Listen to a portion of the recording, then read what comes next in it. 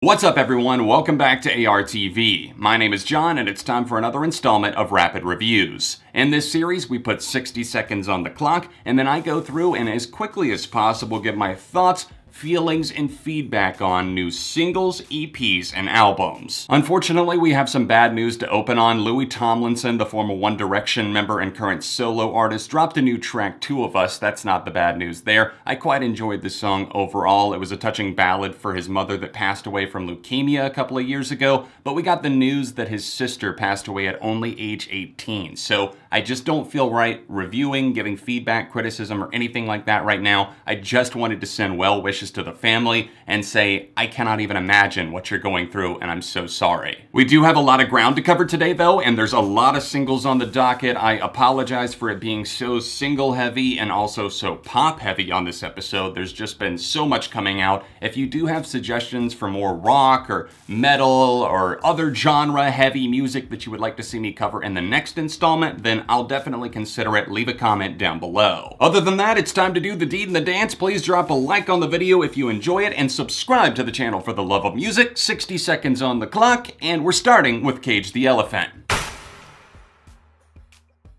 I'm very much looking forward to the new Cage the Elephant album, Social Cues, that's due out April 19th. This is the second taste that we've gotten in House of Glass. Oh man, this feels like a throwback to the first album, the self-titled that dropped a decade ago. It's got that more manic energy to it, it's very loose, and I love the callback feeling. A lot of people are saying that they're picking up on Void's influences. I can hear that, but also I feel that Cage were kind of doing a lot of those things that were a bit more eccentric earlier on in their career. If this and Ready to Let Go are any indication of what they're going to unleash on the full-length album, then I cannot wait. I've been a fan for a decade now, which is hard to comprehend, and this new track, from its rollicking guitars, its really cool drum line, and the performance overall that just kind of electrified me. It's something that's so solid, and even above solid, I would say. This is a great track, and overall, I'm rating this a 4.5.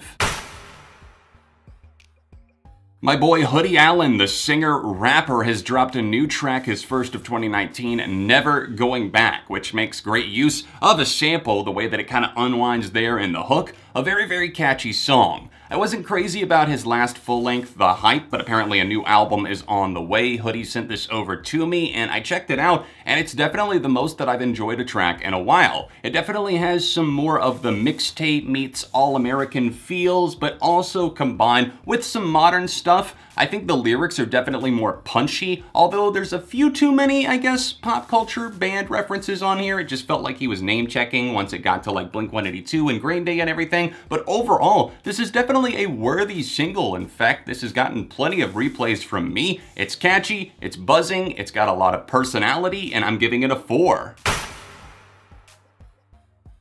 Oh, I really feel like this should have been a lot more interesting than it actually is. Who Do You Love is the collaboration between 5 Seconds of Summer, ultra famous there, and the DJ duo The CHAINSMOKERS, who actually put out some decent material last year. Some of it was definitely mixed, but this new track, I was kind of excited when I heard that it was going to be a thing. Now, Who Do You Love has a pretty predictable drop and also gets pretty annoying there, but overall I would say that it's more safe than anything else, which is to be expected. There were a lot of DJ meets artist collabs the past month, and this is the first of them that I'm covering here. It's probably the best of them, but it also really doesn't do much for me. The programming, everything like that, the light vocals, it's not really a full band feature, which I could have seen coming. It's more so just Luke, I think, on the vocals. Correct me if I'm wrong, and I know you will, but overall, this is a 3.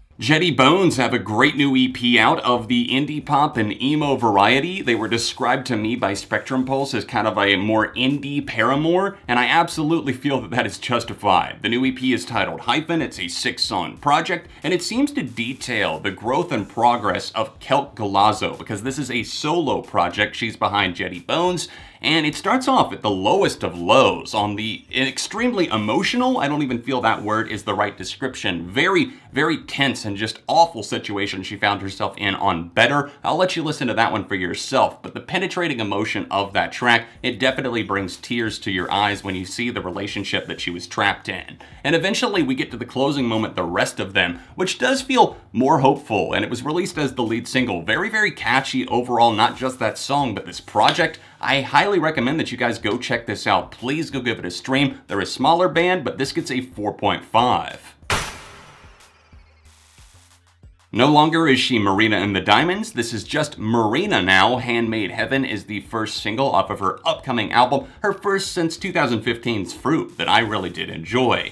Handmade Heaven is a nice song, and apparently Marina has said that the album is kind of going to jump around genres. This one is more calm, soothing, maybe of the more adult contemporary, slower pop variety, but I don't mind that at all. It's a nice slow-burning tune that does linger with you. It didn't hit me right away, but I've had some time now to take it in, and after repeated listens, I can confidently say that this is solid. It's not great, like I felt like so many of the ones on Fruit were, but it's still very, very promising. I'm excited to see what she could deliver on her upcoming album. This one gets a 3.5. Hi AJR's team, this is the review that you requested from me, so 100 Bad Days. Apparently that's the new track from them from their upcoming album. It's a trio of brothers who are so quirky and unique. Follow them on their adventures. What are they gonna get into next? And on 100 Bad Days, they jumped into this giant rain puddle of just nothingness. This song is so dime a dozen, but also egregiously bad. I mean, I'm talking, yeah, the chorus is awful. They're talking about, oh, look at me. Look at all the little crazy shenanigans and all the crazy stuff that happens to me. Wow, I'm so unlucky, guys. I'm just like you. God, nobody likes us. AJR, not famous over here or anything. And then they move into the bridge of the track when I didn't feel it could get any worse, but they add in that pitch-shifted vocal before moving back into the final hook, and I just want AJR and their new song 100 Bad Days gets a very generous 0.5. Maybe that's for a little bit of the vocal melody, I don't know.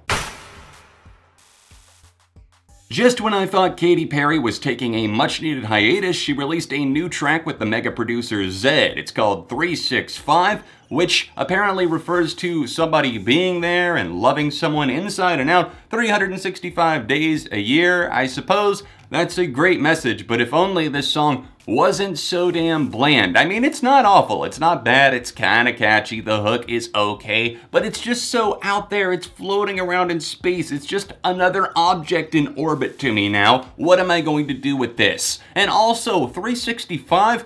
What about leap year, Katy? What about that? Is there gonna be a leap year remix for all of the people that have a birthday on that day in February that everybody seems to forget about? Well, I for one am not going to stand for that, and that's why this song gets a 3. If you actually think I took off points for that, then you're dumb.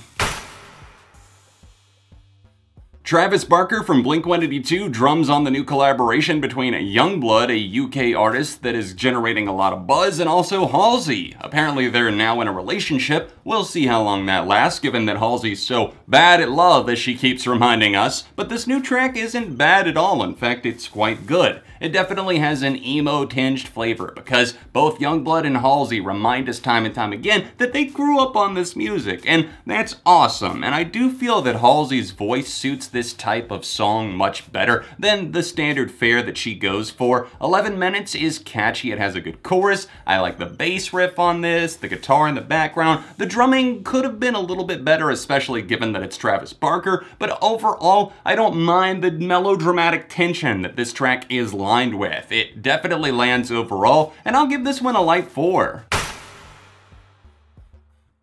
Didn't find myself overwhelmingly impressed or let down by the new Marianas Trench album, Canadian band of the pop rock variety. The new record is titled Phantoms, 10 songs long and also somehow feeling a little bit too long still. I think the closing track, some of the longer moments like that, The Killing Kind, they're not the problem or why it feels longer. In fact, The Killing Kind is actually damn epic, running over 6 minutes long and changing it up in a very nice way. It was the more bland and forgettable tracks that felt like they had throwaway lyrics, and the production that was cheaply assembled, tracks like Glimmer, Your Ghost, and at times parts of Don't Miss Me. I feel that it could have been better. I do find tracks like Only the Lonely Survive to be very, very catchy and fun. Also Echoes of You, once you actually get to the chorus of that one, once it drops in. But I still find a surprising amount of this album to be forgettable, especially after Astoria. I'm going to give this a strong 3.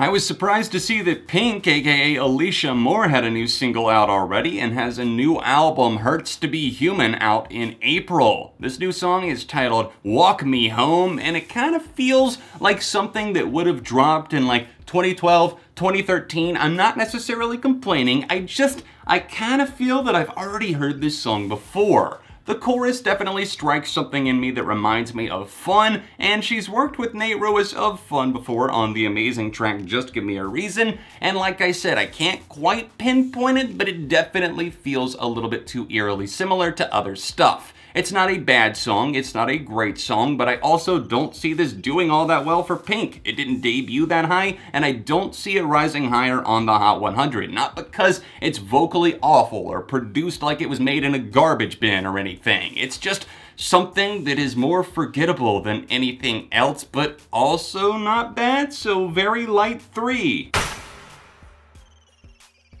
This is all led up to our final coverage, that is the track Flux, a ballad by the UK singer-songwriter Ellie, Goulding, mostly of the pop variety. We got Close to You with the Ray Shrimmer dude, I can't remember which one it was, probably Sway Lee. That was last October, and I did not care for that track. The chorus is okay, but it's so glossy, over the top. Apparently it's not expected to debut on her new album. I'm more than okay with that because Flux is actually very emotional, very vulnerable, but it also towers. Her voice is so strong and really just cuts through what she's been dealing with the past few years. She talks about trying to hold on to a former flame, at least the idea of that nice wholeness that she felt when she was with that person, but she knows that it's never going to come back and that she shouldn't try to, and I love the production here. It's actually really well done. Her voice is mixed perfectly, and this is a strong 4 from me. Can't wait for the album. That's the end of the line for today, my friends. Thank you so much for tuning into Rapid Reviews. Drop a like on the video to show support for the series, and if you have other suggestions for things for me to cover in a 60-second or less format, then drop it in the comment section down below. Don't forget to subscribe to the channel, and if you're able to, please support on Patreon or grab a shirt. It's the top 2 links down below. There's a direct link to my Patreon page over here in the corner of the screen. Thank you to everybody, including my $50 a month patron Josh, who is pledging. I really appreciate you and everybody else who supports me, not only there, but just by watching the videos every week. A couple of recent vids right here. Other than that, you can connect with me on social media at the links in the description, and I'll see you soon on ARTV.